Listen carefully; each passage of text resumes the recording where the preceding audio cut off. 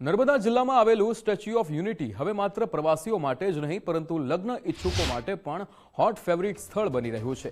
વડાપ્રધાન નરેન્દ્રભાઈ મોદીએ જ્યારે વેડ ઇન ઇન્ડિયાનું આહવાન કર્યું હતું ત્યારે એસઓયુ પ્રશાસન અને હોટેલ ઉદ્યોગ સજ્જ બન્યા હતા।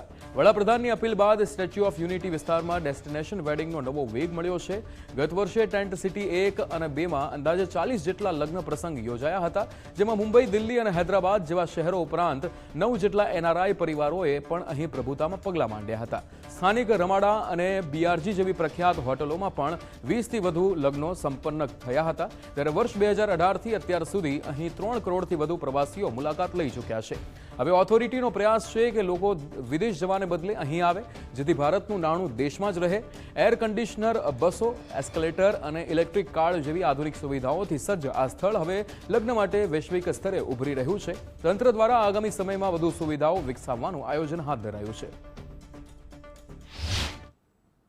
और उस सपने को साकार करने के लिए हम आपको गारंटी देते हैं कि ये आपका डेस्टिनेशन वेडिंग जितनी भी गुजरात के अंदर, अभी उन्होंने बोला वेड इन इंडिया, वेड इन गुजरात, तो आप इसमें हमारा सहयोग दें। हम आपकी जितनी ख्वाहिशें उनको पूरा करेंगे।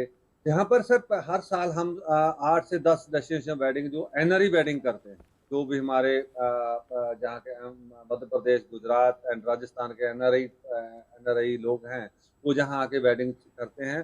जहाँ के वेडिंग का उनको ये अनुभव आता है कि वो पुराना इंडियन कल्चर, जिस तरीके से हमारी शादी ब्याहों के रस्म रिवाज थे, उनको वो अपना सकते हैं।